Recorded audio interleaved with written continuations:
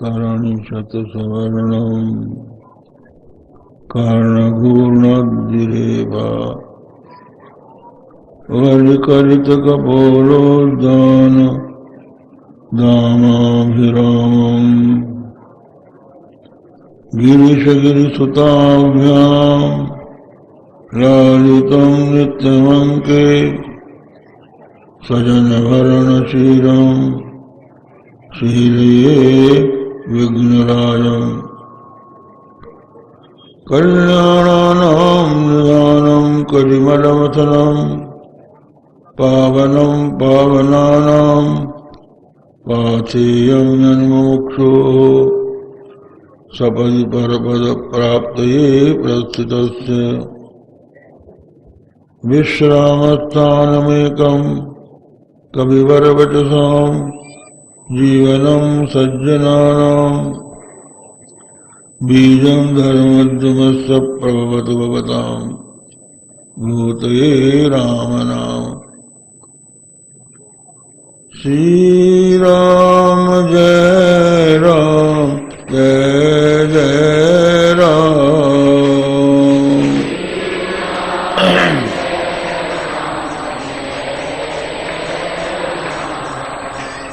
श्री राम जय राम जय जय राम।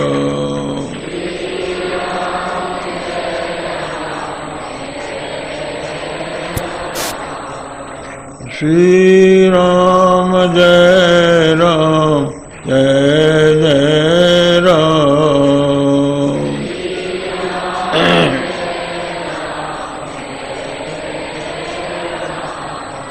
श्री राम जय राम जय जय राम।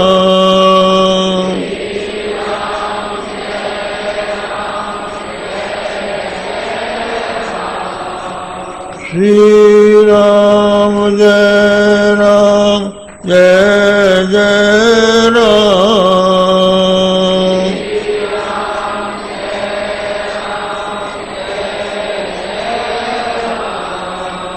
श्री राम जय राम जय जय राम।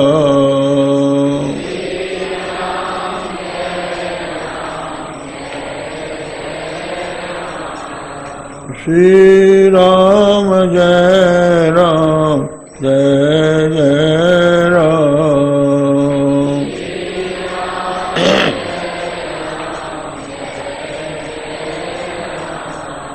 धर्म की अधर्म का प्राणियों में विश्व का गो माता की गो हत्या हर हर महादेव। समुपस्थित सज्जनों देवियों, अभी आप सुन रहे थे इस सृष्टि के उत्पादक पालक संहारक भगवान जड़ वस्तु संसार का उत्पादक नहीं हो सकती।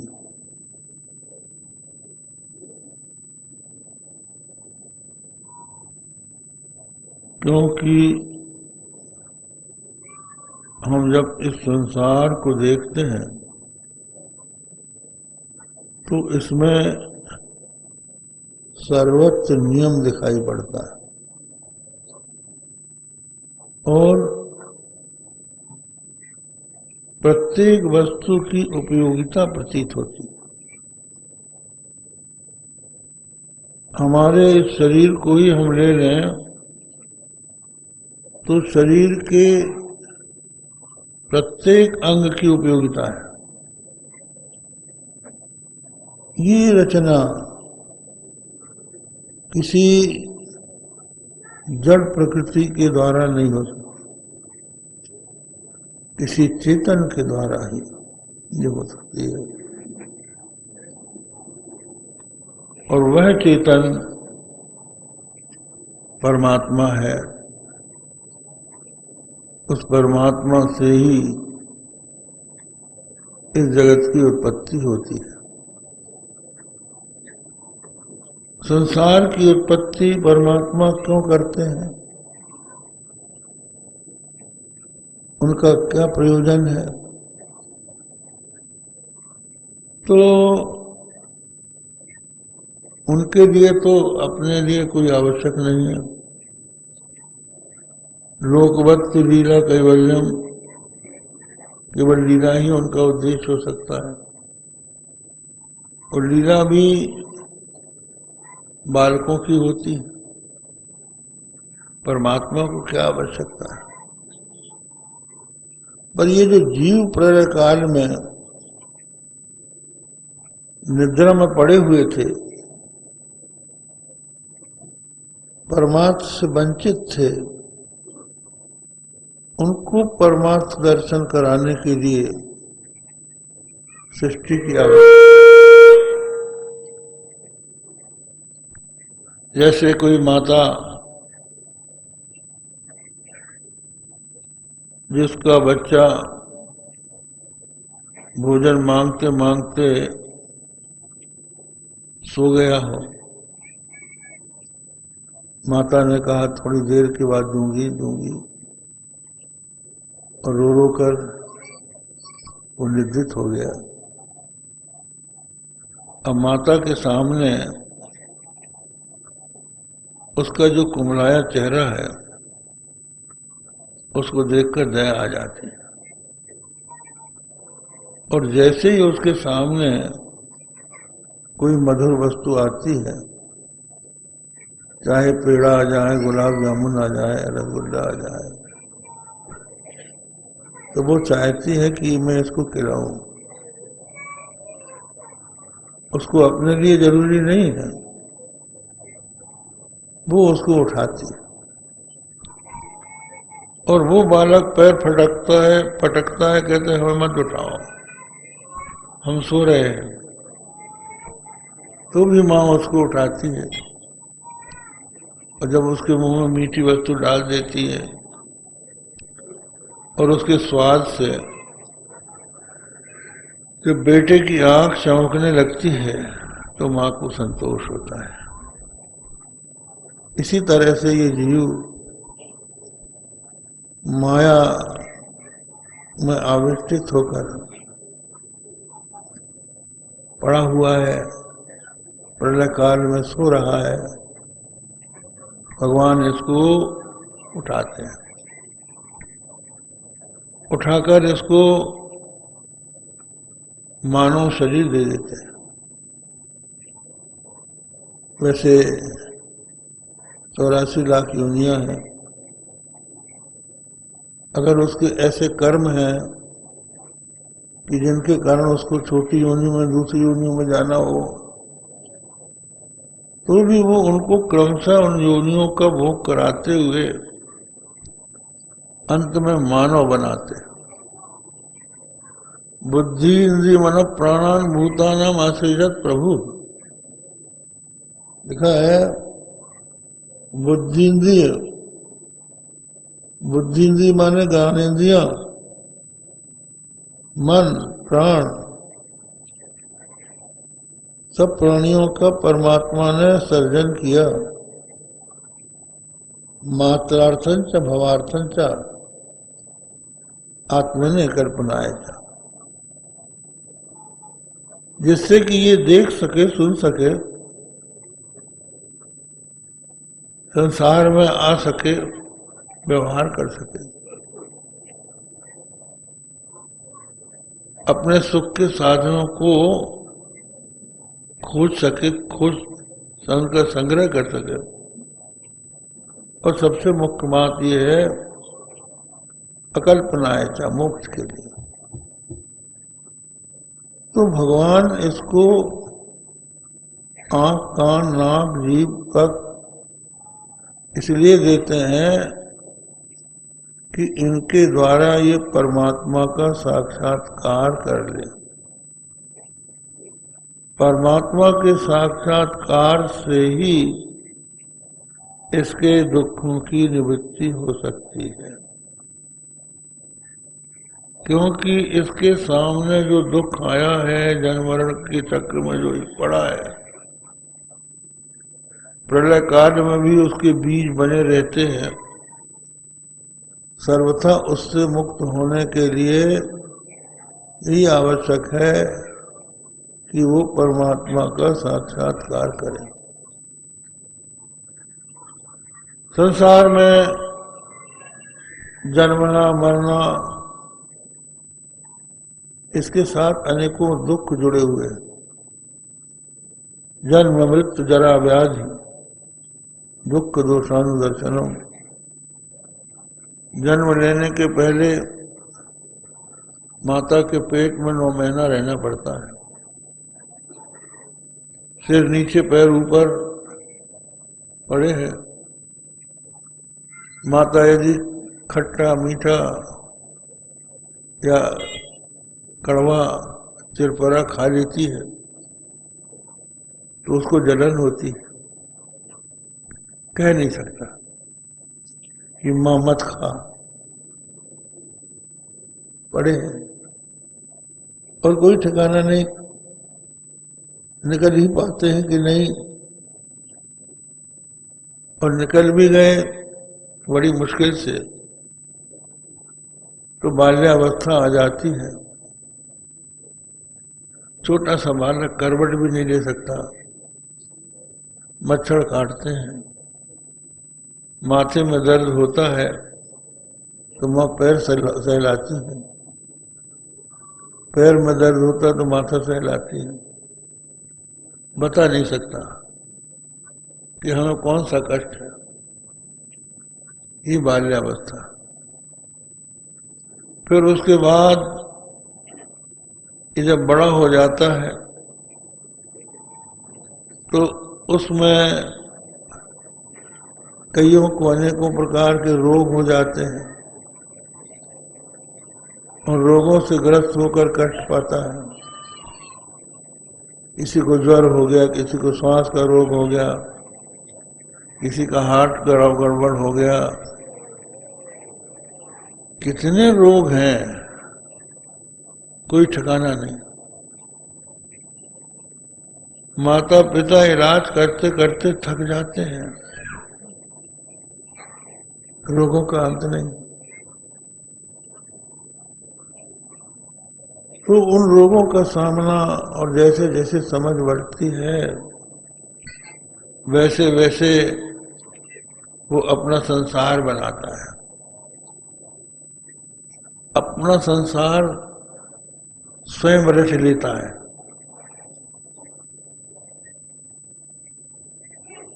जीव की सृष्टि एक होती है, ईश्वर की सृष्टि, और दूसरी होती है जीव की स्वयं की सृष्टि। ईश्वर की सृष्टि तो हम लोग देख ही रहे हैं। अब जीव की अपनी सृष्टि है, हमने अपने संबंध बना के रखे हैं।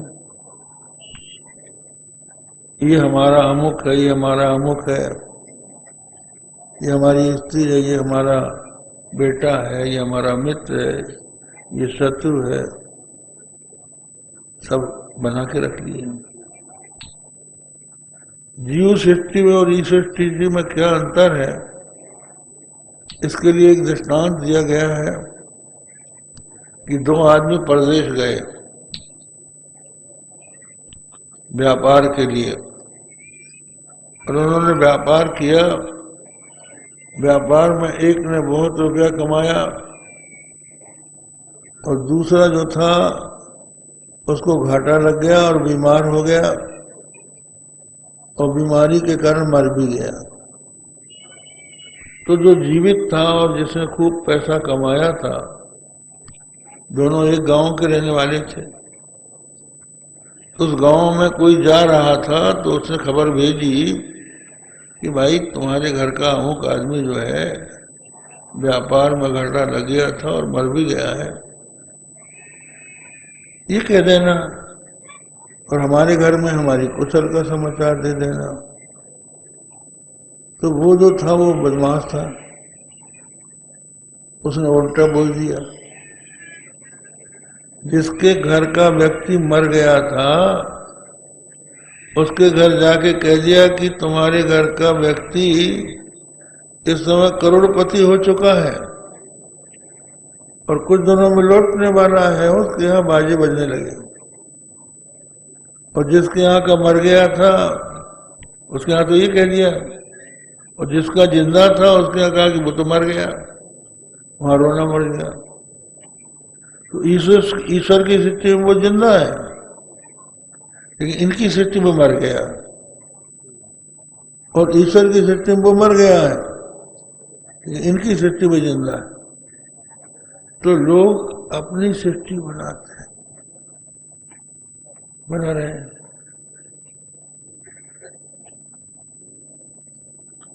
आप समझिए, जब तक मनुष्य छोटा रहता है, शादी नहीं हुई है, तब तक 2 पांव रहते हैं उसके, और शादी हो जाने के बाद 4 पांव हो जाते हैं। 2 पांव उसके और 2 पांव उसकी औरत के। और उसके बाद एक लड़का हो जाए तो 6 पांव, 6 पांव घोड़ा के होते, षटपद। और उसके बाद एक और हो गया तो अष्टपद मकड़ी हो गए। और उसके बाद और पैदा हो गए तो निजाई। आप लोग जानते हैं निजाई किसको? यही के लोग बाबू जी, गाय पालन कहलाती है। तो ये हालत है, ये खुद बनाया और अपने बना के रो रहा है। जैसे कोसा का कीड़ा अपनी लार से घर बनाता है और उसमें गिर जाता है, ऐसे ये संसार में गिरा है और परमात्मा को भूल गया। परमात्मा ने भेजा था कि जाओ, संसार की अगर देखने की इच्छा है तो देख लो, लेकिन ये वहां से जो चला तो यहाँ इतना उलझ गया कि उसको अपने मित्र का ध्यान ही नहीं रहा। तो ये तभी सुखी हो सकता है जब फिर भगवान की ओर अभिमुख हो जाए, उनको देखे, उनसे संबंध जोड़े। जो अपना सच्चा मित्र है उनसे संबंध जोड़े। ये जो जीव ने यहाँ संसार बनाया है, ये संसार कब तक रहेगा? जब तक ये शरीर जीवित है। और जैसे जीवन का अंत होगा सब यहीं के यहीं रह जाएंगे। न माता है, न पिता है, न भाई है, न बंधु है, न स्त्री है, न पुत्र है, सब तो सब यहीं छूट जाएंगे। अकेला वहां जाएगा और अकेला जाने के बाद फिर कहीं जन्म लेके दुनिया बनाएगा। वो तो भगवान भुला देते हैं, पहले जन्म की याद भुला देते हैं। एक व्यक्ति हमको मिला द्वारका में, उसने कहा महाराज हमको पूर्व जन्म का स्मरण होता है। जन्म हमारा राजकोट में हुआ है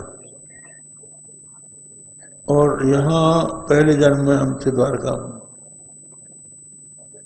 तो हमको अपने पहले जन्म की याद आती है, तो यहाँ की भी माँ दिखती है और वहां की माँ दिखती है, यहाँ की भी स्त्री दिखती है और वहां की भी दिखती है, यहाँ के भी बेटे दिखते हैं और वहां के भी दिखते हैं। हम परेशान हैं किनकी तरफ देखें। अब कल्पना कीजिए अगर 10 जन्म की याद आ जाए उसको, तो वो तो विक्षिप्त हो जाएगा। इससे किसका दुख देखेगा, परेशान हो जाएगा। तो ये भगवान एक पर्दा डाल देते हैं कि पहले जन्म की बात इसको ना आए, तब ये देखता है। लेकिन ये जो सृष्टि बनाई है इसने, ये सृष्टि यहीं रह जाएगी और फिर दूसरी सृष्टि बनाएगा, फिर उसको छोड़ेगा। छोड़ते समय बहुत दुख होगा कि हम इसको छोड़ के जा रहे हैं, क्या होगा। तो ऐसी स्थिति में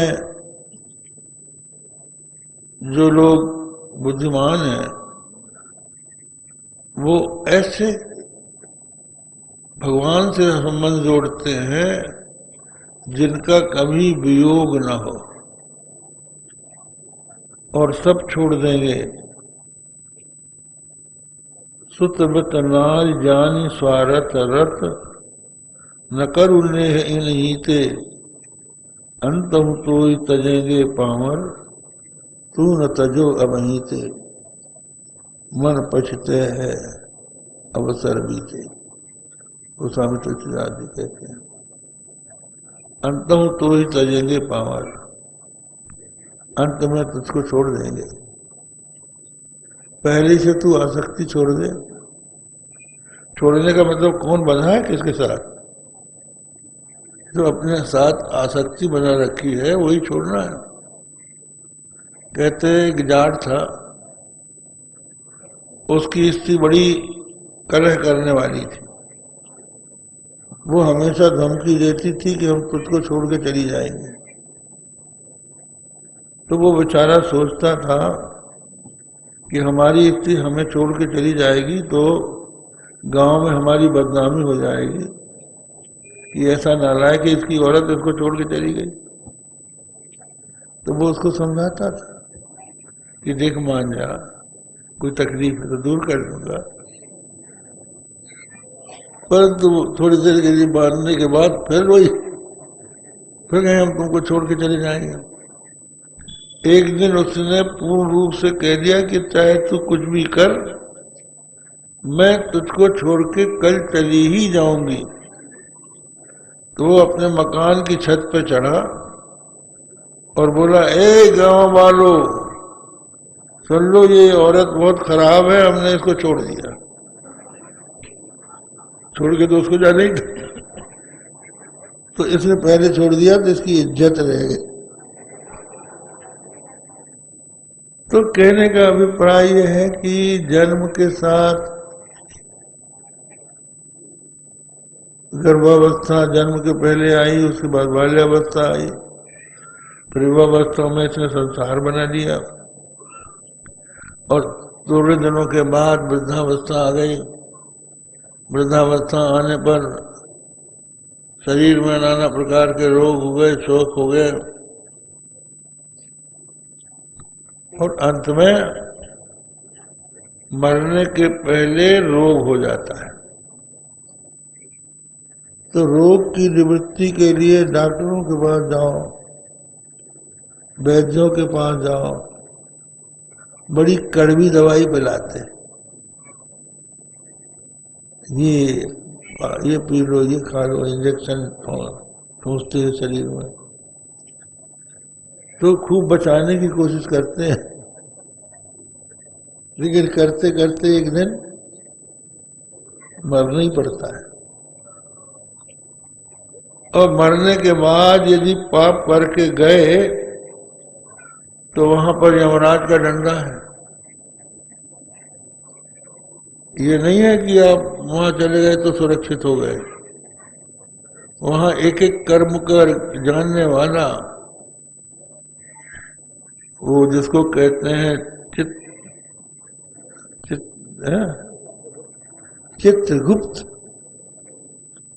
चित्रगुप्त बैठा है कि क्या क्या करके आए हो। यहाँ की अदालत में अगर आप फंस जाओ किसी केस में तो झूठी गवाही से छूट जाओगे। वहां झूठी गवाही नहीं चलेगी, वहां तो चित्रगुप्त पूरा दिखा देगा, ये है देखो। और ये आप भी सोच सकते हो कि दूसरा कोई जाने चाहे न जाने, आप तो जानते हैं कि आपने क्या क्या किया है, तो वही पढ़ लिया जाएगा कि आपने क्या क्या किया है और क्या करके यहाँ आया। तो वहां फिर नरक का भोग भोगना पड़ेगा, ये कष्ट है वहां मरने के बाद। जन्म मृत्यु जरा व्याधि। और कुछ लोग ऐसे हैं जो पुण्य करते हैं, मनुष्य शरीर प्राप्त करके अच्छे काम करते हैं, दान करते, यज्ञ करते हैं, दान करते हैं, तप करते हैं, तो सत्कर्म करने से यद्यपि उनको इस जन्म में संतोष होता है, जैसा कि हमने पिछले प्रवचन में बताया था, और मरने के बाद उसको उत्तम लोक की प्राप्ति होती है, उसको नरक में नहीं जाना पड़ता, उसको उत्तम लोक की प्राप्ति होती है जो धर्मात्मा होता है, उसके लिए विमान आता है।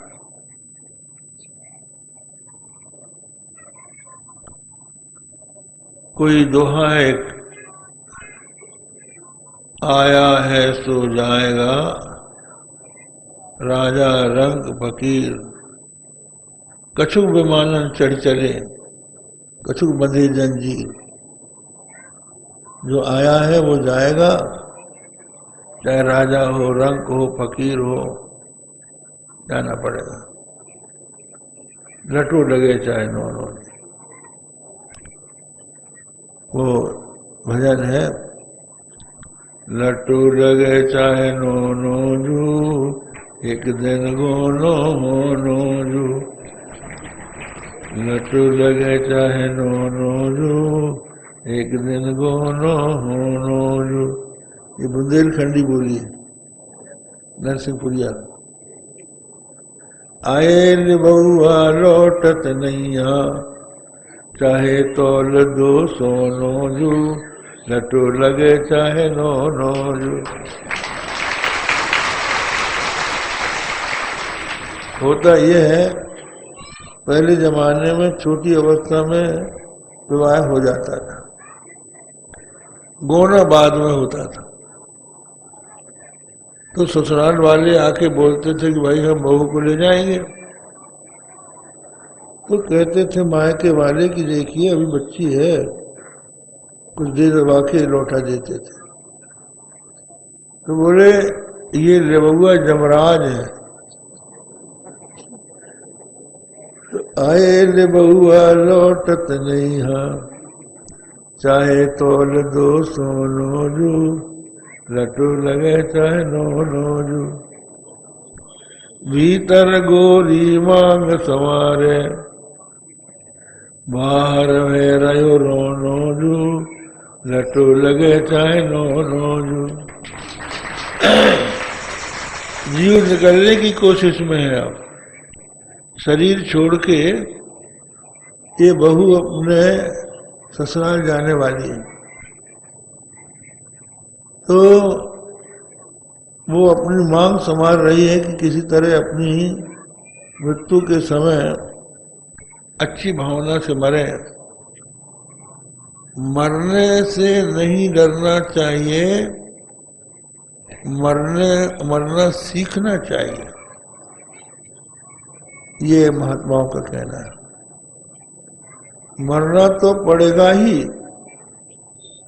लेकिन यदि मृत्यु के समय आप भगवान का स्मरण करते हुए मरेंगे तो आपको उत्तम गति प्राप्त होगी। अंत काले या मतिस्सा गतिर भवे,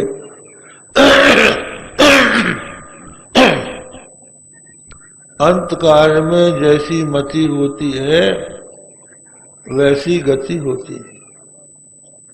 आपने श्रीमद् भागवत में सुना होगा, पुरंजन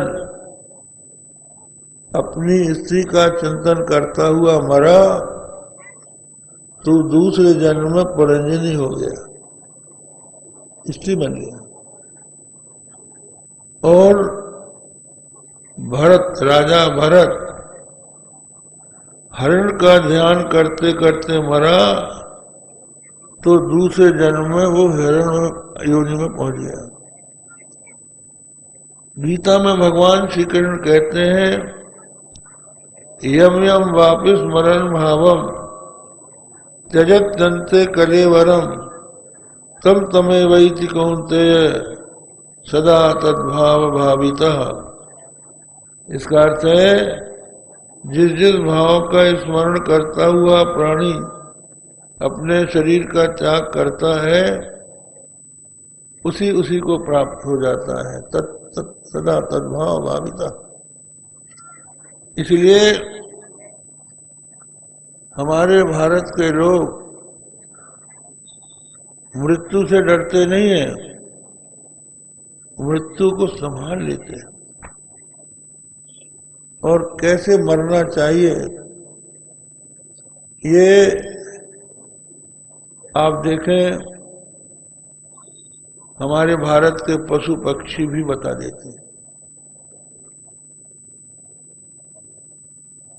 जटायु जब रावण सीता जी को हर के ले जा रहा था, तो सीता जी करुण विलाप कर रही थी। जटायु भगवान राम को अपना पुत्र मानता था, तो सीता जी को विलाप करते हुए देखकर उसने रावण को ललकारा और कहा, सीते पुत्री करसी जनु त्रासा करिहो जात धान कर नाथा। बेटी सीते, त्रास मत कर, इस राक्षस का मैं नाश कर दूंगा। और चोंचों से, पंखों से और अपने पंजों से रावण का सिर विदीर्ण कर दिया। काला काला रावण का शरीर खूना खून हो गया, जैसे कज्जल गिरू के पनारे निकलते। तुलसीदास जी ने उपमा दी, ऐसे खूना खून हो गया रावण। अंत में उस दुष्ट ने खड्ग लेकर जटायु के पंख काट दिए, तो बिना पंख के जटायु अवश हो गया, तड़पता रह गया और रावण चला गया। फिर भी भगवान श्री राम को संदेश देने की उत्कट भावना से उसने मरणांत कष्ट को सहते हुए भी जीवन को रखा। और जब भगवान श्री राम खोजते खोजते वहां पहुंचे, तो जटायु को देखा खून से लथपथ है, और जटायु ने कहा, नाथ दशानन यह गति कीनी तही खल जनक सुता हरिणी।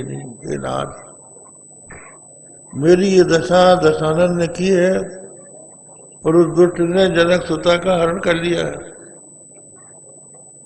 तो भगवान श्री राम बहुत ही द्रवित हो गए और जटायु को अपनी गोद में ले लिया।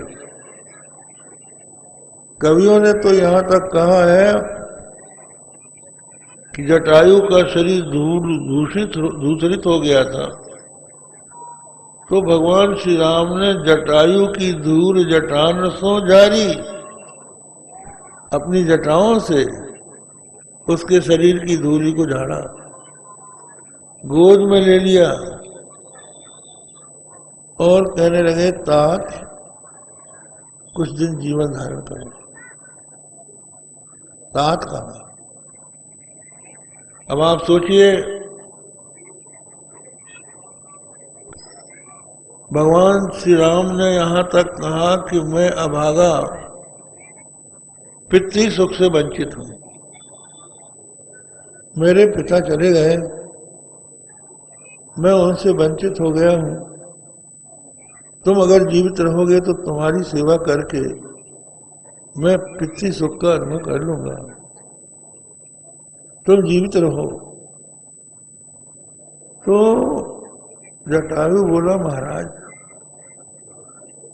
अब मैं जीवित नहीं रहना चाहता। क्यों नहीं रहना चाहते? बोले, समर मरण अरु सुरसरी चीरा, राम काज क्षणभंग शरीरा। समर मरण मनुष्य की सदगति के लिए ये पर्याप्त। समर मरण, समर में मर रहा हूं, रावण के साथ युद्ध किया है। और सुरसरी तीरा, ये तो दंडकारण्य है, सुरसरी तो नहीं है, लेकिन जिन चरणों से सुरसरी निकली है उसके तीर तो हूं। राम काज, राम के काज में मर रहा हूं, क्षणभंग शरीरा। इसलिए राखू नाथ देख के ही खांगे, किसके लिए मैं शरीर धारण करूं? तो उन्होंने पितृत्व का त्याग कर दिया, मृत्यु को सुधार लिया कि ऐसा मौका फिर नहीं आएगा कि भगवान की गोद में बैठकर।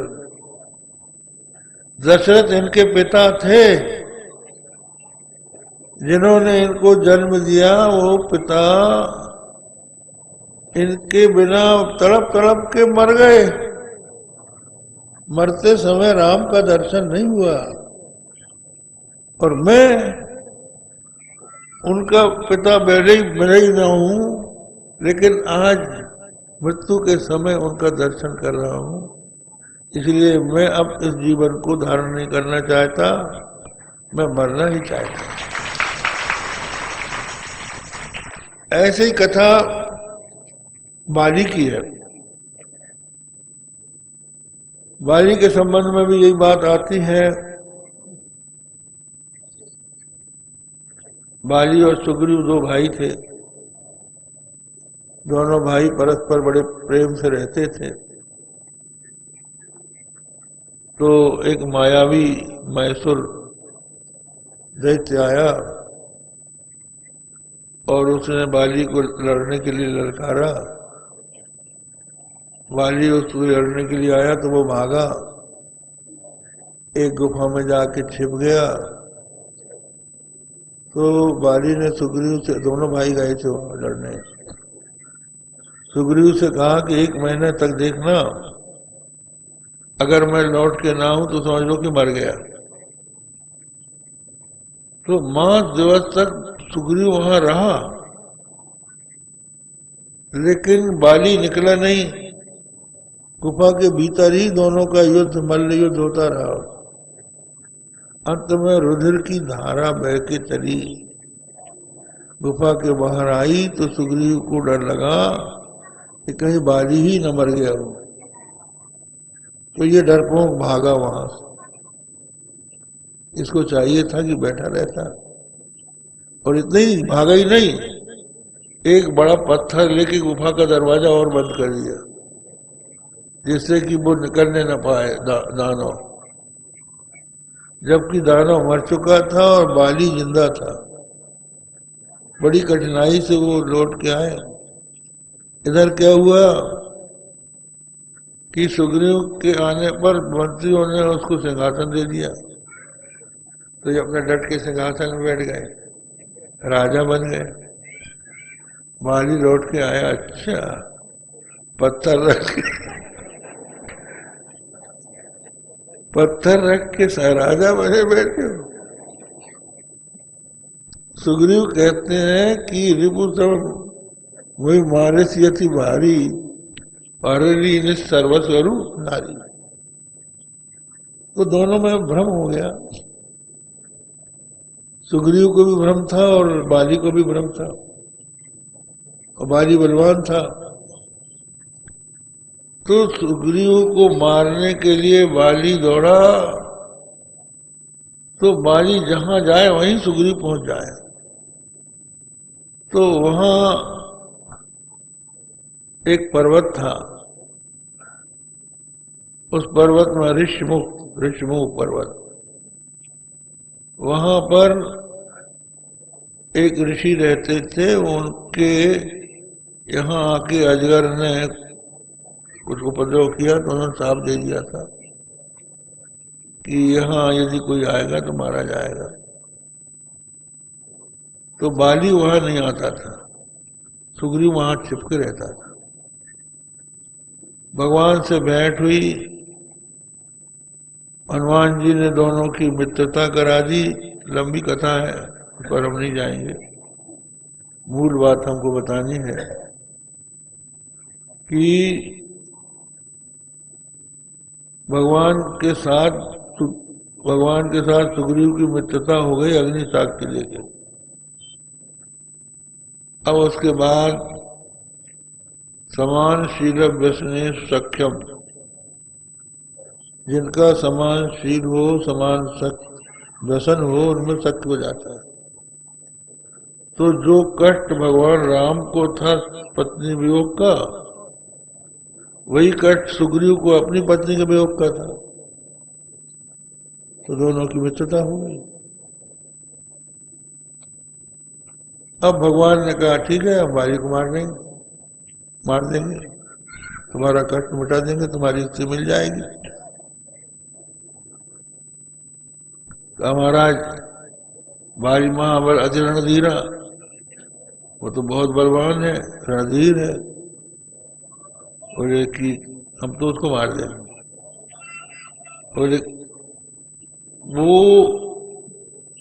बाली को वो मार सकेगा जो दुंदुभी अजगर की अस्थि के भीतर से जो ताल निकले हैं, 7 ताल वृक्ष, एक बाण से जो 7 को गिरा देगा, वो बाली को मार सकता है। भगवान ने गिरा दिया। तो जब भगवान ने उस तालों को गिरा दिया तो सुग्रीव के मन में वैराग्य हो गया। कहने लगे महाराज, बाली परम हित जास प्रसादा, मिलू राम तुम समझ विषादा। बाली हमारा परम हित है, अगर बाली हमको कष्ट न देता तो आप कैसे मिलते। ये जो लड़ाई है ये तो स्वप्न के समान है, अब हम किसी से बैर नहीं करेंगे। भगवान ने सोचा कि हमसे प्रतिज्ञा करा दी और अपने विरक्त हो गया। ये मरकट वैराग कहलाता है। मरकट वैराग उसको कहते हैं, लोग जाते हैं मृतक के साथ मशान में,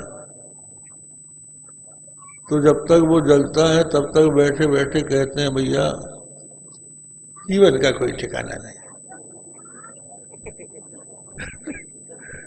कल देखो बातचीत कर रहा था, हमको विश्वास नहीं होता है कि वो मर गया होगा, लेकिन आज चला गया। कुछ नहीं है संसार में, राम नाम सत्य। फिर वही शादी ब्याह की चर्चा होने लगती है, वही संसार के व्यवहार होने लगते हैं। ये मरकट वैराग्य है। मार पड़ती है तो थोड़े दिन के लिए विरक्त हो जाते हैं और उसके बाद फिर वहीं जाते हैं। तो इसको भी ऐसे ही मरकट वैराग्य हो गया।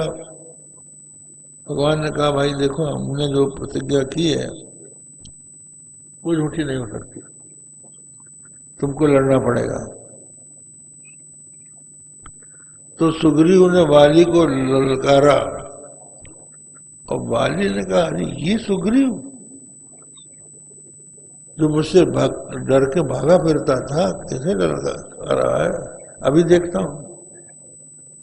तो तारा को पता लग गया था गुप्तचरों से कि ये राम से मिल गया है, और राम जो है अतुलित बलधामा में, तो उनके बल पर ये गरज रहा है। दोनों रोका लेकिन वो नहीं माना। बाली कहा सुन वीर प्रिय समदर्शी रघुनाथ, जो कदापि वही मारे हैं तो पुण्य हो सनाथ। अस कही चला महा अभिमानी, तिन समान सुग्रीव ही जानी। महा अभिमानी चला वाली और सुग्रीव को तिनके के समान समझ के दौड़ा और बाली के साथ युद्ध होने लगा। अब बाली ने खूब अपनी चतुरता दिखाई, युद्ध कौशल दिखाया, लेकिन ऐसा मुक्का बाली ने मारा तो सुग्रीव सह नहीं सका, भागा। कह रहा महाराज बंद न हुई मोर यह काला, ये मेरा भाई नहीं है, ये मेरा काल है। हम यही सुनना चाहते थे। तुम कहते थे कि परम हित, हमारा परम हित ऐसी है। अब सुन लिया, अब गले में माला डाल दी, हाथ फेर दिया, सुग्रीव के शरीर का सारा दर्द दूर हो गया। फिर सुग्रीव ने तार ठोंका। अब नाना विध तही हुई लड़ाई, बिटप ओट देख ही रघुराई। दोनों की नाना प्रकार से लड़ाई होने लगी और भगवान रघुनाथ वृक्ष की ओट से देखने लगे। कुछ लोग कहते हैं कि वाली को ये वरदान था कि जो उसके सामने युद्ध करने के लिए जाता था उसका आधा बल उसका हो जाता था, बाली का। तो बाली का आधा बल और सामने वाले का आधा बल, तो वो सामने वाला निर्बल हो जाता था। लेकिन भगवान राम के ऊपर ये लागू नहीं हो सकता, क्योंकि आधा उसका होगा जो जिसकी कोई सीमा होगी। अतुलित बल, अतुलित बल धामा, जिनका बल अतुलित है, जिसका गुणा भाग हो नहीं सकता, ऐसा बल भगवान श्री राम का था। लेकिन उनको ये भी था कि फिर कहीं इनका मित्रता न हो जाए।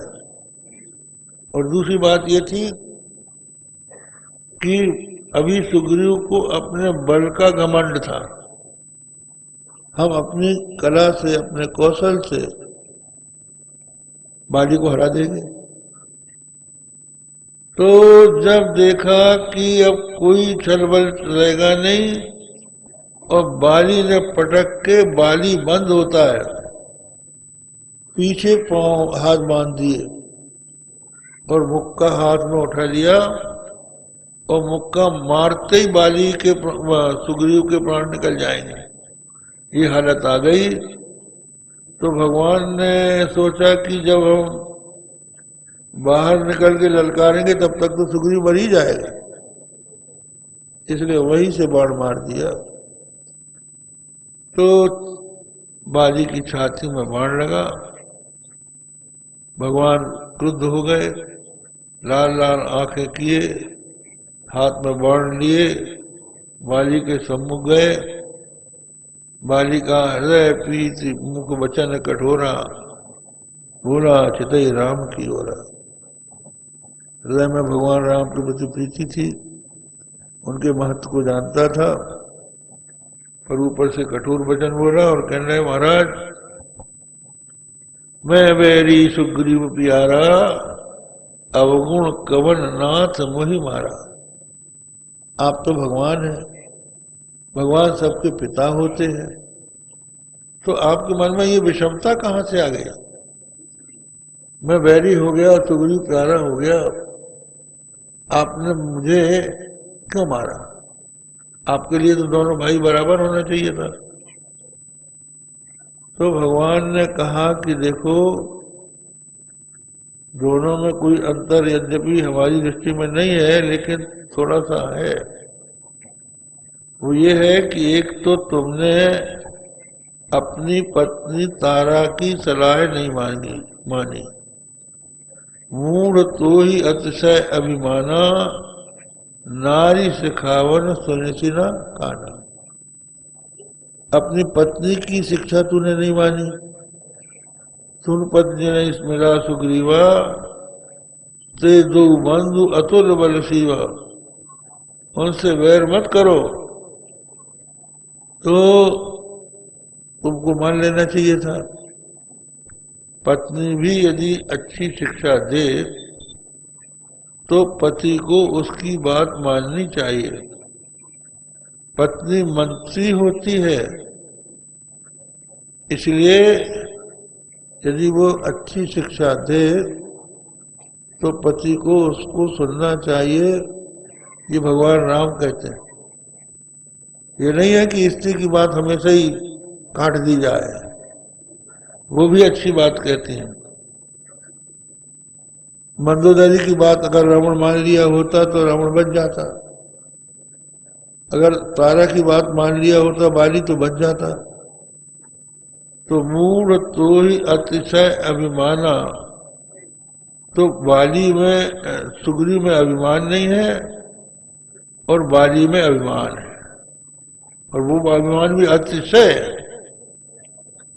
अतिशय यूं कि जिसके पीछे राम हो उसको मारने की गुस्ताखी, जिसका रक्षक राम हो उसका आप अनिष्ट करना चाहते हैं।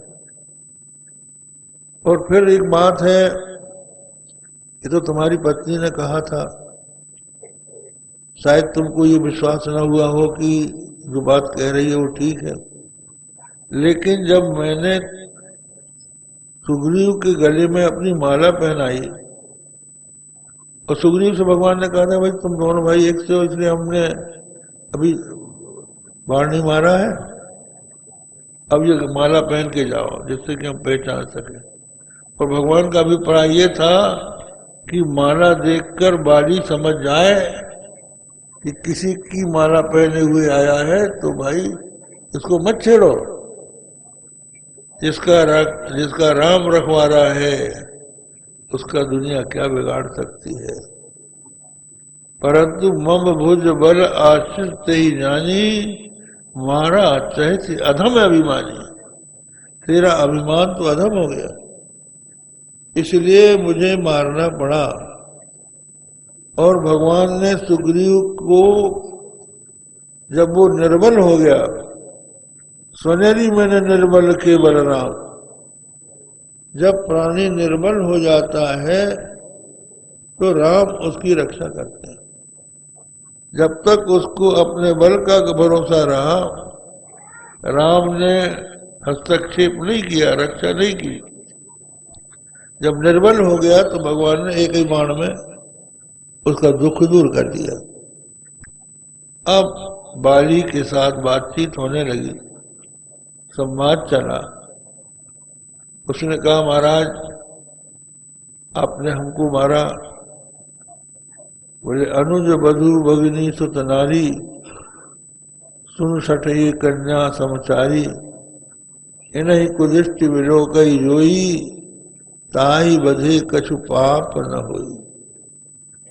अनुज बधु छोटे भाई की स्त्री और भगनी सुत नारी और अपनी भगनी, भगनी माने बहन, और सुत नारी बेटे की बहू और कन्या। अनुज बधु भगनी सुत नारी और सुनसठ कन्या सम ये जारी। कन्या जो है जैसे होती हैं वैसे अनुज वधु होती, अपने बड़े भाई अपनी छोटे भाई की स्त्री कन्या के समान, और भगनी तो होती है कन्या के समान। और सुत नारी पुत्र वधु, पुत्र की स्त्री भी कन्या के समान होती। इन्हीं कुदृष्टि विलोकई जोई, ताही बधे कछु पाप न हो। इनको जो कुदृष्टि से देखता है उसको मारने में कोई पाप नहीं लगता।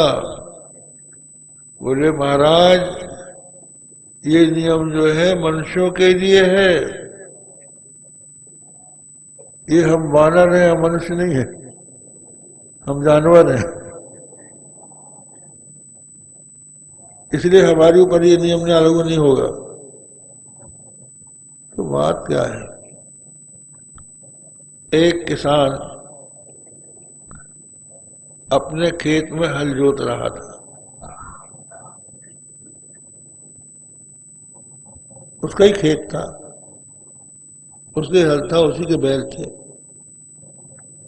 और वो उनको गाली दे रहा था, धनी की गाली दे रहा था। तो बुरी बुरी गाली हम देना नहीं चाहते, आप लोग जानते ही हैं, देते ही रहते हैं। तो वो गाली दे रहा था, बैलों को गाली दे रहा था। एक साधु वेशधारी वहां से निकला, तो उसकी गालियां सुन के उसने खड़ा होकर पूछा कि भाई ये खेत किसका है? कहा हमारा है। उस किसान ने कहा ये हल किसका है? बोले हमारा है। बैल किसके हैं? कहा हमारे हैं। तो गाली है ये किसकी लगती है? इसका धनी कौन है? कहा हमें है। गाली किसको लगी? का जो सारा समझता है, जो समझता है उसको लगती। हम तो समझते ही नहीं है कि गाली कहाँ जा रही है। तो जब तुम ये समझते हो कि हम पशु हैं, ये हमारे ऊपर नहीं लागू होता है, तो जो जानता है उसको लागू हो जाएगा। तो फिर उसने कहा कि महाराज आपके सामने हमारी चातुरी नहीं चलेगी। लेकिन वाली ने कहा कि स्वामी सन चल न चातुरी मोरी, प्रभु अजहू में पात की अंत काल गति तोरी। अंत काल में जो आपकी शरण में आ जाता है, गति माने शरण, तो अंत काल में मैं आपकी शरण में हूं। अब बोलो मैं पात की हूं। तो जैसे भगवान की शरण में बाली जाता है, बाली के सिर में भगवान का कर कमल पहुंच जाता है। भगवान बोले तुम अपने शरीर का प्राण, अपने शरीर में प्राण रखो। राम कहा तनु राखो प्राण। अब तुम प्राण धारण करो, कोई चिंता की बात नहीं है, तुम बच जाओगे। भगवान ने मृत्यु से बचाने का आश्वासन दे दिया, लेकिन वाली ने मृत्यु का वरण किया। वाली बोलता है कि महाराज जन्म जन्म मृत्यु, जन्म जन्म मुनि यतन कराही, अंत राम कहीं आवत नाही। बड़े बड़े मुनि जन्म जन्म यत्न करते हैं कि कम से कम मरते समय राम नाम मुंह से निकल जाए, लेकिन राम नाम नहीं आता। एक सेठ जी की मृत्यु निकट आ गई, लोगों ने कहा कि पिताजी राम राम कहो। बोले जिसका नाम लेने के लिए कहते हो वो नहीं निकल रहा है। बोले इतना बड़ा लंबा वाक्य निकल रहा है और 2 अक्षर नहीं निकल रहे। तो अंत राम आवत नहीं, राम नाम नहीं निकलता, बड़ा कठिन है। तो जन्म जन्म मुनि जतन कराही, अंत राम कहीं आवत नहीं। एक दूसरा अर्थ ये भी है कि जन्म जन्म मुनि जतन कराही, अनेकों जन्म में मुनि लोग यत्न करते हैं, अंतिम जन्म में जब राम कह दिया तो आवत नहीं, तो संसार में नहीं आते। जिस राम नाम का ये प्रभाव है। और दूसरा यह है कि राम नाम, जिनका राम नाम दुर्लभ है, नाम नहीं आता, अब वो नाम ही आ गया मेरे पास। नाम की तो बात क्या, जिसका नाम दुर्लभ है वो दुर्लभ परमात्मा मेरे सामने है। सो लोचन गोचर मोरे आवा। प्रभु की अब इससे बढ़ के और कौन सा बनावा बनेगा। इसलिए अब मुझे आप जीवन रखने के लिए मत कहिए, मैं अपने शरीर का त्याग करना चाहता हूं। अंगद को भगवान की शरण में देख बारी ने शरीर का त्याग कर दिया, जैसे कोई फूलों की माला छोड़ दे, वैसे उसको मरने का कोई कष्ट भी नहीं हुआ। तो कहने का अर्थ यह है, जो हम कह रहे थे कि मरने से डरने की आवश्यकता नहीं है, मरना सीखना चाहिए। इस प्रकार मरना चाहिए कि मरते समय और किसी का स्मरण न हो, केवल भगवान का स्मरण। बड़ी मुश्किल है। मरने के समय लोग कहते हैं कि तार दे दो, सबको बुला लो, सबको हम देख लें। और सब आ जाते हैं और कहते हैं, दद्दू हमें पहचाना तो।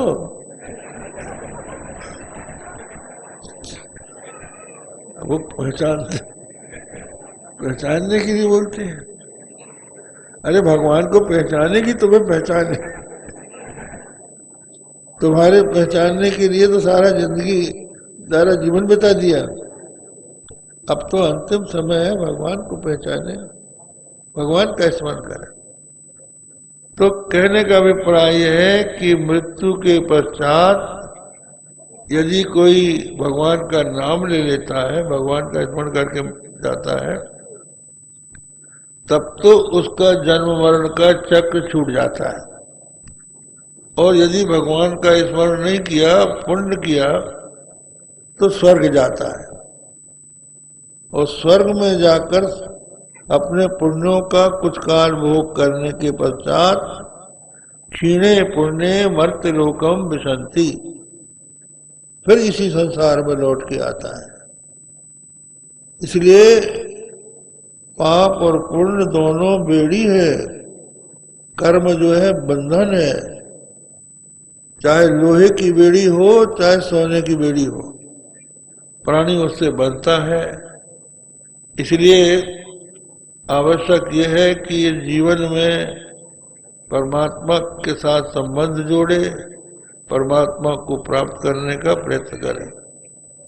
श्री राम जय राम जय राम।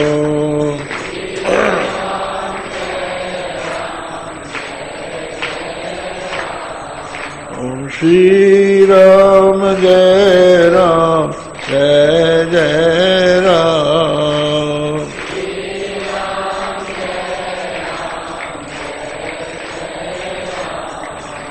हर हर महादेव शंभो काशी विश्वनाथ गंगे।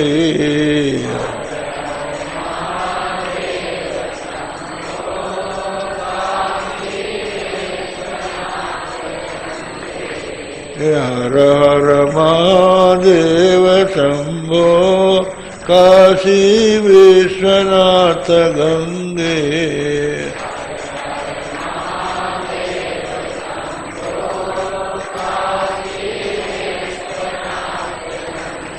हर हर महादेव शंभो काशी विश्वनाथ गंगे।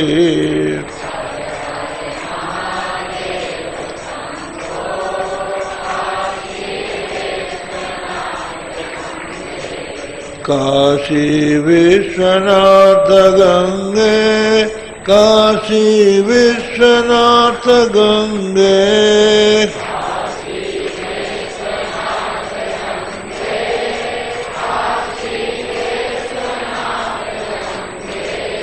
काशी विश्वनाथ गंगे, काशी विश्वनाथ गंगे।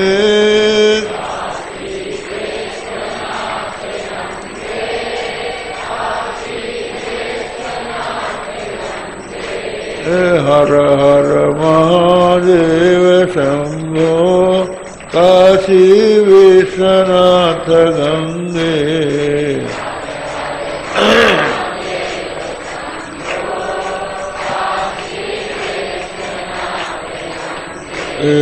हर हर महादेव शंभो काशी विश्वनाथ गंगे।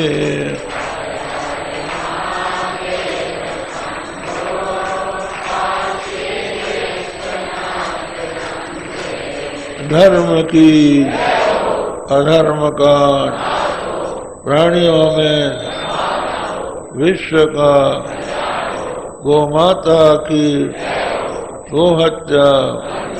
हर हर महा